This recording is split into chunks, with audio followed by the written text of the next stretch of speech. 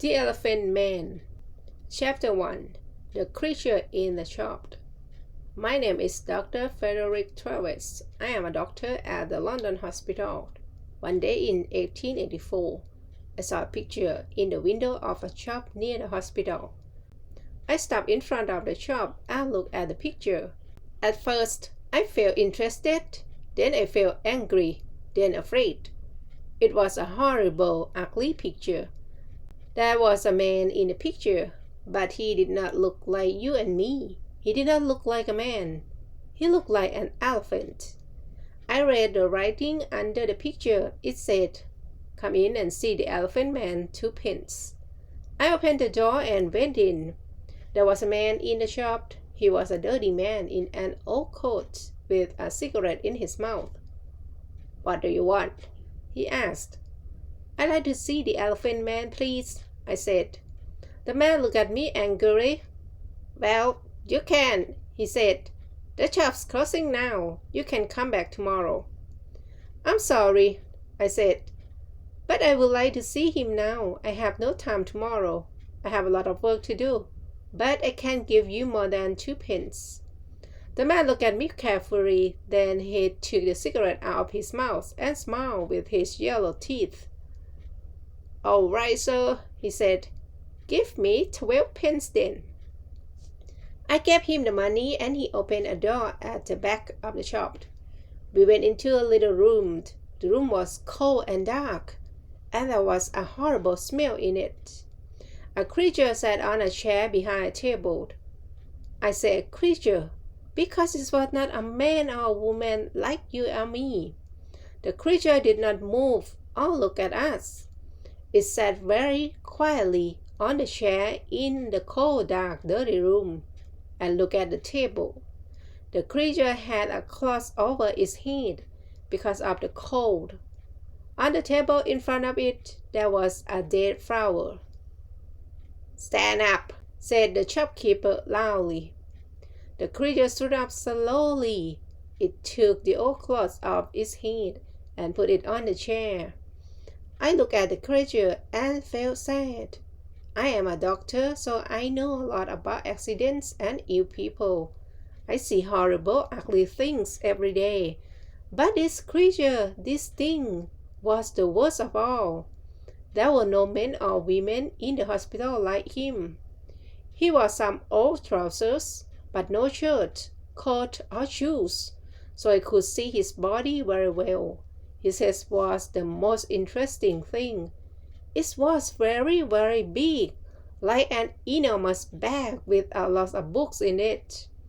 The head did not have much hair, and there was another bag of brown, dirty skin at the back of it.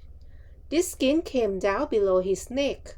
I could not see one of his eyes very well, because a lot of skin came down in front of his face too.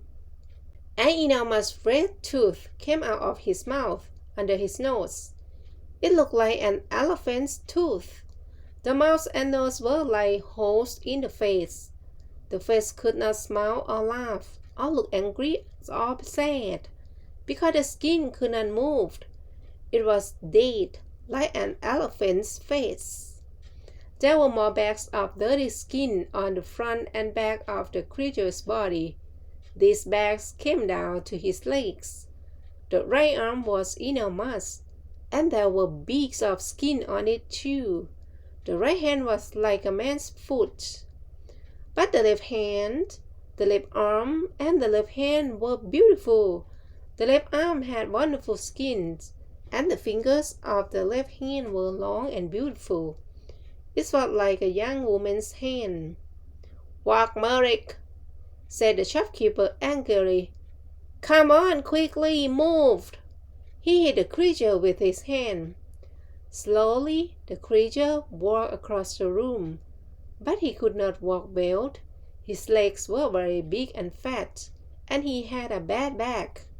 He could not walk far without a stick. "All right, thank you," I said. "Let him sit down. I don't want to see any more." I felt ill, and the smell in the room was very bad. "Yes, sir," said the shopkeeper. "Sit down, Merrick." We went out of the room and closed the door. The shopkeeper smiled at me with his yellow teeth. "Wonderful, sir, isn't it?" he said. "The best elephant man in England. Hundreds of people come to see him, you know, hundreds. I take him all over the country. I do." "Yes, very interesting," I said. "Can I sit down?" "Yes, sir, of course. Here's a chair." He looked at me, smiling. "Would you like a glass of water, sir?" "Yes, please," I said. Then I looked at the things in the dirty shop. There were 2 or 3 bad apples and some old black bananas. That was all. No, thank you. I'm all right," I said. Did you call the creature Merrick?" "That's right, sir. Joseph Merrick, the best elephant man in England. I take him all over the country. You know, lots of people want to see him." "Yes, I see. Do you get a lot of money?" "Well, sometimes we do, sir. Yes, but it's difficult, you see, sir, because of the police. The police are like us, you see, sir. So we can't stay in a town very long. We usually move every week." "Yes, I see. Well, anyway, Mr. Silcock, sir. Someone Silcock." "Yes, well, Mr. Silcock. I'm a doctor at the London hospitals. My name is Dr. Travis. I think this man, Joseph Merrick, is very interesting, and I would like to see him at the hospital. I want to look at him more carefully, you see." "Yes, sir, I see. But how can he get to the hospital? It's going to be difficult." "Why, man, the hospital is as far from here." "Well, yes, sir, I know, but you see, Merrick can't walk very well. He needs help." "You can come with him. Do you want more money? Is that it?" "Well, yes, sir, I do, but you see, people are afraid of him too. In the road, the little boys always run after him and hit him. Then the police get angry because people are afraid. Sometimes they take us to prison." "I see," I said. "Well, how can he come to the hospital then?" "Bring a cab, sir," said Silcock. "You can take him to the hospital in a cab." Chapter 2. The Cart. So next day at 7 o'clock, I came to the shop in a cab. There were not very many people in the road because it was early in the morning. In November, it is dark at 7 o'clock in the morning, and I could not see the shop very well. I waited 5 minutes. A postman walked past. Then the door of the shop opened, and the creature, Merrick, came out. I could not see his face or his body. He had an enormous black hat on his head, like a big box. A great cloth came down from the hat in front of his face. There was a hole in the cloth in front of his eyes. He could see out of the hole, but I could not see in. He wore a long black coat too. The coat began at his neck and ended at his feet, so I could not see his arms, his body, or his legs. On his feet he wore big shoes like old bags. He had a stick in his left hand, and he walked very slowly. I opened the door of the cab and got out. "Good morning, Mr. Merrick," I said. "Can you get in?" Up steps," he said. "I'm sorry," I said. "I don't understand." For a minute he stood by the door of the cab and said nothing. Then he hit the cab with his stick. "Steps," he said loudly. "Help me up the steps." Then I understood. There were 3 steps up into the cab, and he could not get up them. "Yes, I see. I'm sorry," I said. "Let me help you." I took his left hand and began to help him. My right hand was behind his back. I felt very strained.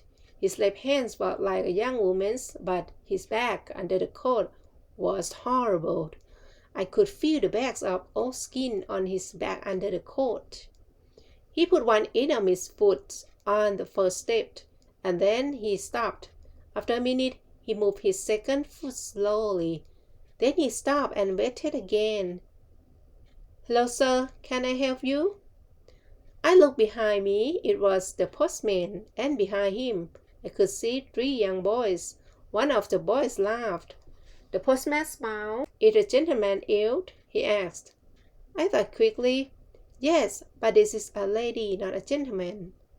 I'm a doctor and she's ill. Take her hand so I can help her better." The postman took Merrick's left hand, and I helped him with 2 hands from behind. Slowly, very slowly, Merrick went up the steps and into the cab. One boy was very near the cab. He called to his friends, "Come and see this, boys! A fat lady in the black coat, and look at that enormous head." The boys laughed. They were very near the cab too. "Now," I closed the door quickly. "Thank you," I said to the postman. "That's all right, sir," he said. "She's a strange lady, sir, isn't she?" "She's ill, that's all," I said quickly. "We're going to the hospital. Goodbye and thank you." The cab drove down the road to the hospital. I looked at Merrick. "That was difficult, wasn't it?" I said. At first, he said nothing, but then he spoke. His voice was very strange, but I listened to him carefully, and I could understand him. "The steps were very difficult," he said, "but most things are difficult for me." "Yes," I said. "Nothing is easy for you, is it?" "No," he said.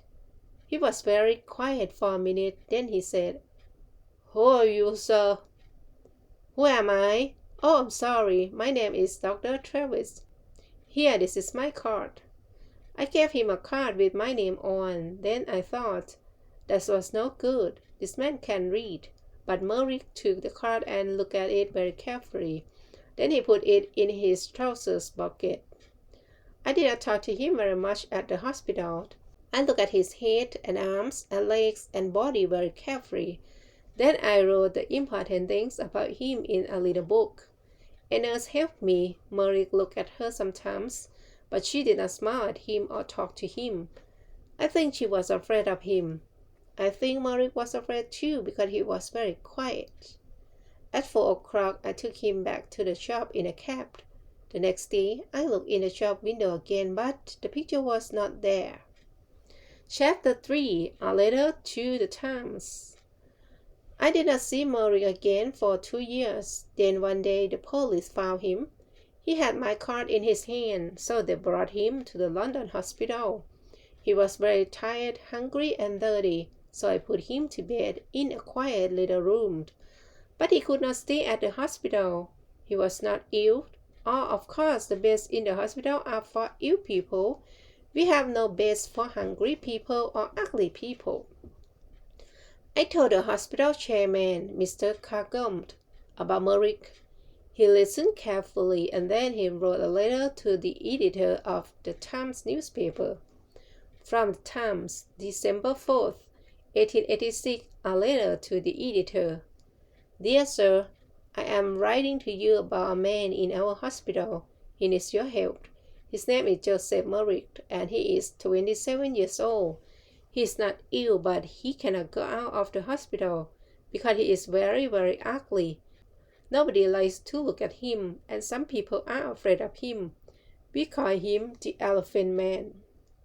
2 years ago, Merrick lived in a shop near the London hospital. For 2p, people could see him and laugh at him. One day, Dr. Frederick Travis, a hospital doctor, saw Merrick, brought him to this hospital, and looked at him carefully. Dr. Travis could not help Merrick, but he gave him his card. Then the shopkeeper, Silcock, took Merrick to Belgium. A lot of people in Belgium wanted to see him, and so after a year, Merrick had £50, but then Silcock took Merrick's £50, left Merrick in Belgium, and went back to London. Merrick came back to London by himself. Everyone on the train and the ship looked at him and laughed at him. In London, the police put him in prison. But then they saw Dr. Travis' card and brought Merrick to London Hospital. This man has no money and he cannot work. His face and body are very, very ugly, so of course many people are afraid of him. But he is a very interesting man. He can read and write, and he thinks a lot. He is a good, quiet man. Sometimes he makes things with his hands and gives them to the nurses because they are kind to him. He remembers his mother, and he has a picture of her. She was beautiful and kind, he says, but he never sees her now. She gave him to Steve Cock a long time ago. Can the readers of the Time help us? This man is not ill, but he needs a home. We can give him a room at the hospital, but we need some money. Please write to me at the London Hospital. Yours faithfully, F.C. Carcombe, Chairman of the London Hospital. The readers of the Time are very kind people. They gave us a lot of money. After 1 week, we had pounds 50,000, so Murray could live in the hospital for all his life. We could give him a home. Chapter 4. Murray's first home. We gave Murray 2 rooms at the back of the hospital. One room was a bathroom, so he could have a bath every day. Soon his skin was much better, and there was no horrible smell. The second room had a bed, table, and chairs. I visited him every day and talked to him. He loved reading and talking about books. At first, he did not know many books, the Bible and 1 or 2 newspapers, that's all. But I gave him some books of love stories, and he liked them very much. He read them again and again, and talked about them often. For him, the men and women in these books were alive, like you and me. He was very happy. But sometimes it was difficult for him. At first, 1 or 2 people in the hospital laughed at Murray because he was ugly. Sometimes they brought their friend to look at him. One day a new nurse came to the hospital, and nobody told her about Murray. She took his food to his room and opened the door. Then she saw him. She screamed, dropped the food on the floor, and ran out of the room. I was very angry with the nurse and went to see Murray. He was not happy about it, but he was not very angry. I think he felt sorry for the girl. People don't like looking at me. I know that, Dr. Travis, he said. They usually laugh or scream. Well, I don't want nurses to laugh at you, Joseph, I said angrily. I want them to help you. Thank you, doctor, he said in his strange, slow voice. But it's not important. Everyone laughed at me. I understand that. I looked at him sadly. In his one good hand, his left hand, he had the little pictures of his mother. He looked at the pictures for a minute and then put it by a flower on the table. A tear ran out of his eye and down the skin of his enormous, ugly face. Dr. Travis, he said slowly, you and the nurses are very kind, and I'm very happy here. Thank you very much. But I know I can't stay here long, and I would like to live in a lighthouse. After the hospital, please. A lighthouse or a home for blind people. I think those are the best places for me. What do you mean? I asked. Why? He didn't look at me. He put the flower on the picture and looked at it carefully. Lighthouses have sea all round them, don't they? He said. Nobody could look at me in a lighthouse, so I would be happy there. And blind people can see nothing, so they couldn't see me, could they? But Joseph, I said, this is your home. You live here now. You are going to leave the hospital. Not today, perhaps, he said, but soon. You are a kind man, Dr. Travis, but I can't stay here very long. I have no money. I smiled. Joseph, I said, this is your home now. Don't you understand? You can stay here all your life. Very carefully, I told him about the letter to the Times and the money. I don't think he understood at first, so I told him again. He was very quiet for a minute. Then he stood up and walked up and down the room very quickly. A strange sound came from him like laughing. Chapter 5. An Important Visitor. I did not want Merrick to live by himself like a man in a lighthouse. He read his books and talked to me, but I wanted him to talk to more people, and I wanted him to talk to women. Merrick read about women in his books, but he did not often talk to women. He met the nurses every day, but they did not talk to him very much. For them, he was always a creature, not a man. One day, one of my friends, a beautiful young woman, came to the hospital. I told her about Merrick and took her to his room. She opened the door and smiled at him. "Good morning, Mr. Merrick," she said. Then she shook his hand. Merrick looked at her for a minute with his mouth open. Then he sat down on his bed with his head in his hand and cried. He cried for nearly 5 minutes. The tears ran down his face between his fingers and onto the floor. My friend sat on the bed beside him and put her hands on his arm. She said nothing, but she smiled at him and shook his hand again before she left. "Dr. Travis," he said to me that night, "that lady was wonderful. My mother smiled at me once, many years ago, but no women smile at me now. But this lady smiled at me too, and she shook my hand. A beautiful lady smiled at me and shook my hand." My young lady friend came again the next week and talked to Merrick for half an hour. The week after that, she came again with a friend. They gave him some books and had a cup of tea with him.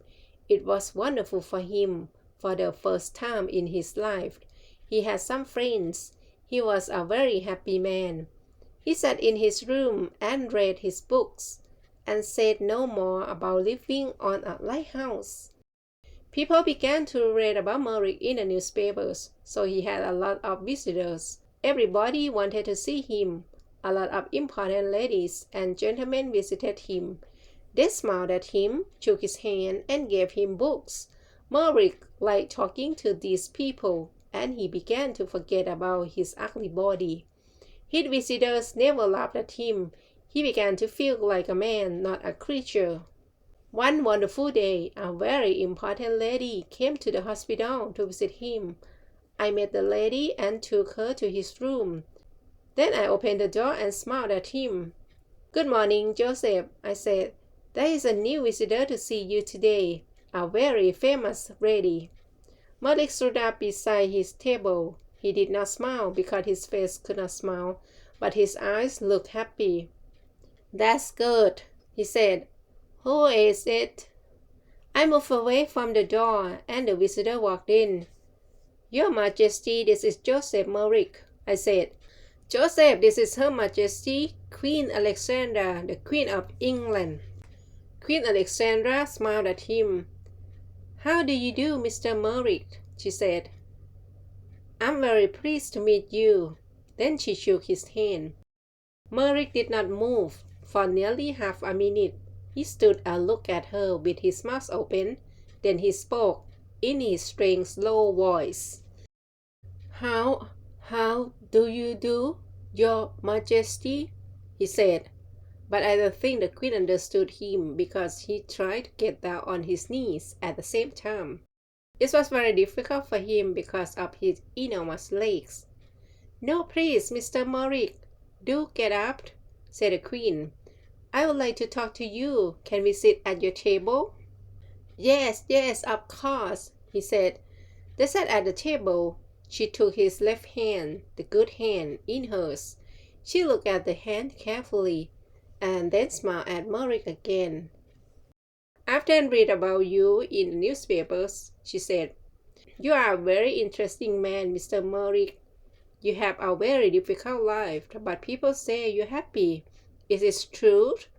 Are you happy now?" "Oh, yes, Your Majesty, yes," said Merrick. I'm a very happy man. I have a home here now, and friends and my books. I'm happy every hour of the day. What a wonderful story, she said. I'm very pleased to hear it. Now tell me about your reading. I see you have a lot of books here. Oh, yes, Your Majesty. I love my books, said Merrick. And for nearly half an hour they sat and talked about books. The Queen gave him little book and some red flowers before she left. After her visit, Merrick began to sing. He could not sing easily, of course, because of his mouth, but all that day there was a strange happy noise in his room. He looked at the flowers carefully and put them on his table. He had many visits from the Queen, and at Christmas she sent him a Christmas card. Windsor Castle, 20th December 1888. Dear Joseph, here is a small Christmas present for you. I think it looks like me. Does not it? I do visiting you very much, and I am going to come to the hospital again in the new year. Happy Christmas, your friend, Alexandra. The present was a picture of Queen Alexandra with her name on it. Merrick cried over it and put it carefully by the bed in his room. Then he sat down and wrote a letter to the Queen. It was the first letter of his life. The London Hospital, 23rd December 1888. My dear Queen, thank you very, very much for your wonderful card and the beautiful picture. It is best thing in my room, the very best, the most beautiful thing I have. This is the first Christmas present. Perhaps I had a Christmas with my mother once, but I do not remember it. I have my mother's picture too, and she is beautiful like you. But now I know many famous ladies and kind people like you. But Dr. Travis, and I am a very happy man. I am happy too, because I am going to see you in New Year. Happy Christmas to you, my dear friend. With all my love, Joseph Merrick. Chapter 6. Outside the hospital. Merrick had a lot of friends now, but he was more like a child than a man. He could read about things and talk to his visitors, but he could not go out of the hospital by himself. He thought and played like a child. After Christmas, he wanted to go to the theater. This was very difficult because I did not want the people in the theater to see him, but a kind lady from the theater, Mrs. Kendall, helped us. We bought tickets for a box at the side of the theater. We went to the theater in a cab with dark windows, and we went into the theater by a door at the back. The Queen's door, nobody saw us. 3 nurses sat at the front of the box, and Merrick and I sat in the dark behind them. Nobody in the theater could see us, but we could see the play. It was a children's Christmas play. Merrick loved it. It was a most wonderful, exciting story. Often he laughed, and sometimes he tried to sing like the children in the theater. He was like a child. For him, everything in the story was true. Once he was very afraid because the bad man in the play was angry and had a knife. At first, Merrick wanted to leave the theater, but I stopped him. Then he was very angry with this bad man in the play. He hit his hand on his chair and stood up and talked to the man, but nobody heard him. When the bad man went to the prison, Merrick laughed. Merrick thought the beautiful young lady in the play was wonderful. He wanted to talk to her too. At the end of the play, he was very happy because she married a good young man. He remembered this play for a long time, and he talked a lot about the people in it. What do you think they did after we left? He asked me. Where do the young lady and the young man live? What are they doing now? I don't know, I said. Perhaps they live in the country. Merrick thought about this for a long time. Then he said, Dr. Travis, can I go to the country, please? I saw the country once from a train, but I never went there. I often read about it in books. It's very beautiful, isn't it? I would like to see it. The visit to the theater was difficult, but a visit to the country was more difficult. But again, one of his new friends helped us. She had a small house in the country, and Merrick could stay in it for the summer, she said. I took Merrick to the country in a train with dark windows. Nobody could see him. Then we went in a cab to the country house. There were a lot of trees near the house, but no people lived near it. A countryman brought food to the house every day, but no people came near it. I stayed with him that night. At night, it was very dark and quiet. In the morning, hundreds of birds sang in the trees, and everything outside the house was green. Merrick walked under the big trees, looking at things happily and singing his spring song. I went back to London, but Merrick stayed there for 6 weeks. He was wonderfully happy. Every week he wrote me a letter.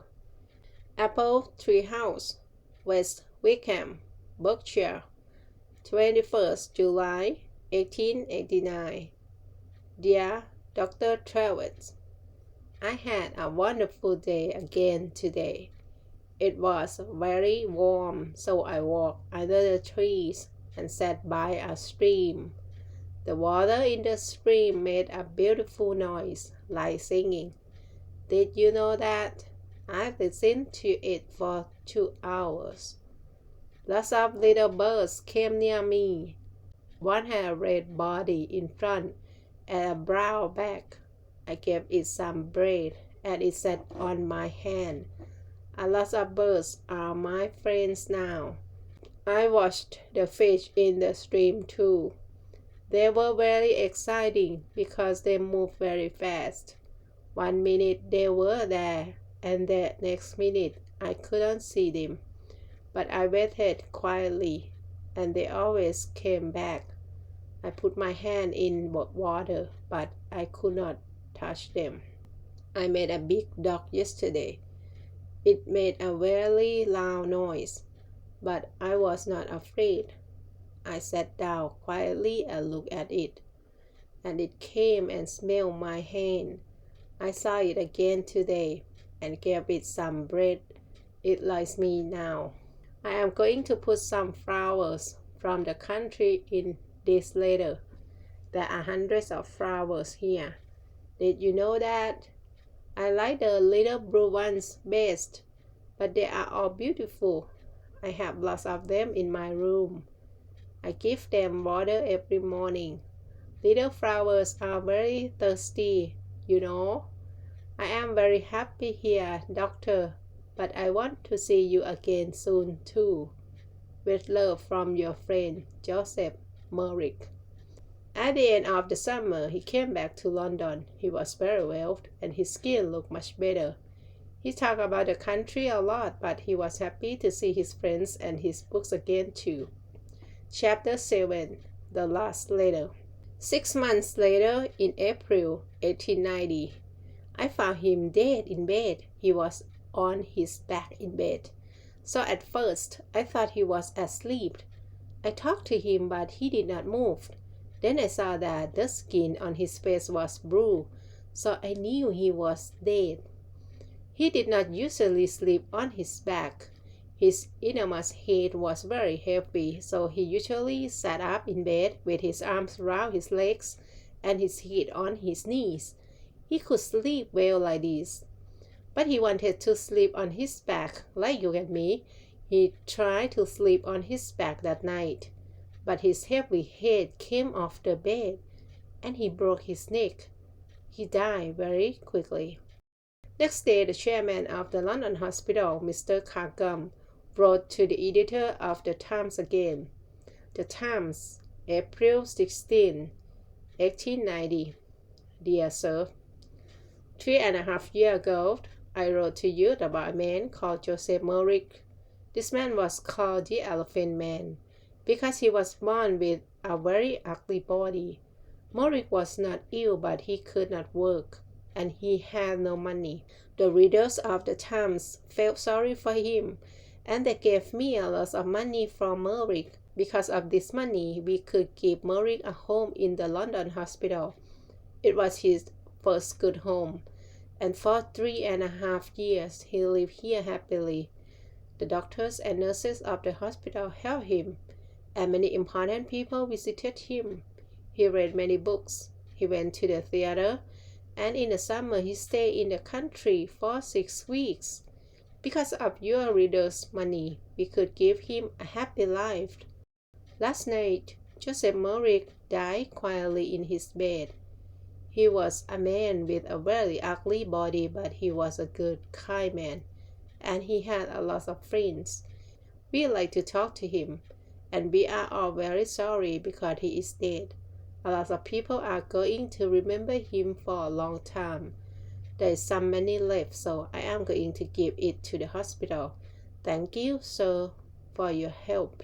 Yours faithfully, F.C. Cargum, chairman of the London Hospital. The end.